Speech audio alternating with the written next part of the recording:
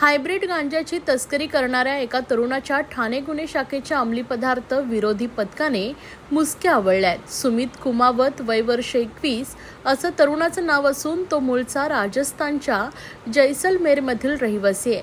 त्याच्याकडून पोलिसांनी 2,37,40,00,000 रुपये किमतीचा 2 किलो 374 ग्राम विड्स म्हणजेच हायब्रिड गांजा जप्त करण्यात आला आहे। मुंब्रा येथील जुन्या टोलनाक्याजवळील सिम्बॉयोसिस शाळेजवळ एक जण अंमली पदार्थाची विक्री करण्यासाठी येणार असल्याची माहिती गुन्हे शाखेचे अंमली पदार्थ विरोधी पथकाचे अमोल देसाई यांना मिळाली। त्यानुसार वरिष्ठ पोलीस निरीक्षक राहुल मस्के यांनी सापळा रचून सुमित कुमावतला ताब्यात घेतलाय।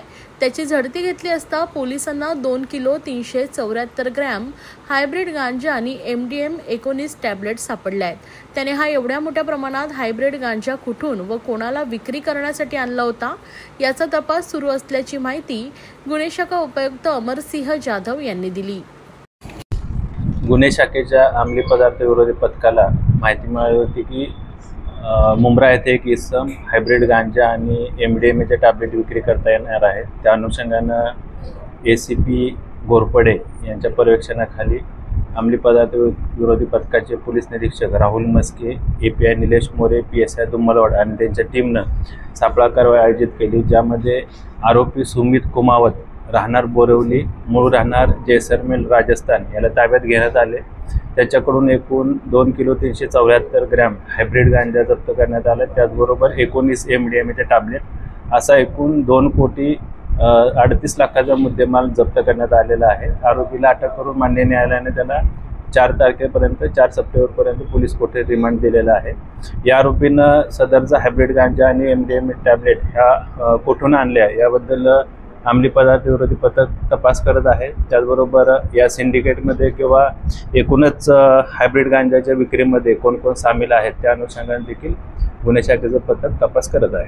हायब्रिड गांजा हा प्रकार काय आहे? हायब्रिड गांजा हा गांजामध्ये काय प्रोसेसिंग करून किंवा काय प्रक्रिया करून तो बनवला जातो, जेणेकरून त्याचा कमी वास यावा आणि नशा केल्यानंतर त्याचे काय लक्षणं दिसून आहेत त्या अनुषंगाने तो हायब्रिड गांजा तयार केला जातो। तो परदेशातून आणलाय का? त्याचा तपास सुरू आहे। आता त्यानं कुठून आणला, काय आणला, कसं। आरोपी सुमित कुमावत हा मूळ राहणार जैसलमेर राजस्थानचा आहे। सध्या तो बोरिवली येथे राहतो।